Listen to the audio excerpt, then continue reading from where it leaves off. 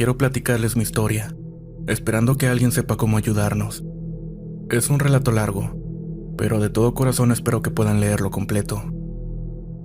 Actualmente estoy estudiando en la universidad siendo foránea en Guadalajara, pero mi familia vive en el Estado de México. Mis papás están separados, pero mantienen una relación cordial para el bienestar mío y de mi hermano. En la casa en la que vivimos, desde hace años hemos experimentado cosas paranormales, como suspiros detrás de la oreja, que se te sube el muerto, sombras corriendo detrás de ti, que toquen las puertas, apagones de luces, etc. Al principio sí nos asustaba, pero aunque no me gustaría decir que ya estamos acostumbrados, puedo decir que ya sabemos cómo reaccionar ante esto. Antes de su separación, la situación en casa era terrible económicamente, y un brujo nos dijo que alguien había lanzado una maldición sobre él, y que haría que todo le saliera mal, trabajo, proyectos, etc. Mi papá vive en el otro lado, y como ya mencioné, su relación es bastante cordial con mi mamá. En temporada vacacional, cuando voy a ver a mi familia, él pasa días en la casa y con nosotros conviviendo. Él es, o era, muy escéptico a todo lo paranormal. Nunca nos creía. Decía que era una exageración o que de plano era un invento. Incluso no creyó lo que el brujo le dijo sobre él. Para no hacer el cuento largo, mi papá visitó a otro brujo y le confirmó la misma historia que ya mencioné, pero que requería una suma alta de dinero para hacerle una limpia. Así que no se hizo. Una noche, mi papá estaba durmiendo en la casa, en la parte de abajo, pues duerme en el sillón cuando nos visita, ya que no hay un cuarto extra. Mi hermano y yo dormimos con las puertas cerradas, pero mi mamá no. Y ella cuenta que ya quedándose dormida alcanzó a escuchar entre sueños quejidos que venían de abajo. Se puso atenta y siguió el sonido. Era mi papá.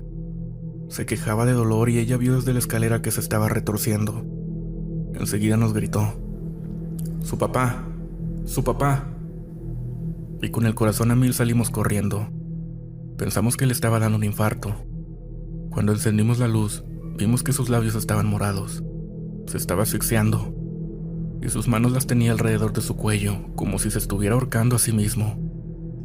No sé qué hicimos, no sé cómo lo logramos, pero mi papá despertó y pudo respirar. Le tomó un rato recuperarse, pero cuando estuvo mejor volteó a ver a mi mamá y se alejó de ella con miedo. Jamás había visto así a mi padre. Él le temía a mi mamá. ¿Pero por qué? Resulta, historia desde la perspectiva de mi papá, que él estaba soñando que allí en la casa estaba acostado en ese mismo sillón, y que mi mamá se acercaba a él con la excusa de preguntarle que qué quería comer, pero que en lugar de eso ella se acercaba como intentando darle un beso, y que cuando estaba cerca de él, empezó a ahorcarlo. Por eso es que mi papá se retorcía, porque intentaba quitársela de encima, y sus manos en el cuello eran porque quería quitarlas de ella. Nos cuenta que él intentaba gritar pero no podía. No le salía la voz y tampoco podía respirar. Él cuenta que mi mamá le decía: hasta aquí llegaste. Cuando terminó de contarnos, mi mamá le dijo que no había sido ella. Todos estábamos dormidos o acostados. Esa noche dormimos todos en el cuarto de mi mamá, pero él aún le tenía miedo. La observaba con mucha cautela, como si de verdad dudara que había sido ella.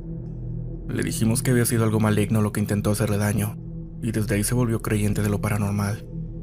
Esta conclusión nunca se la dijimos a mi papá, pero nosotros creemos que eso fue lo que intentó hacerle daño aquella noche. Si no fuera porque mi mamá lo escuchó quejarse, no sabemos si el día de hoy mi papá aún estaría con nosotros.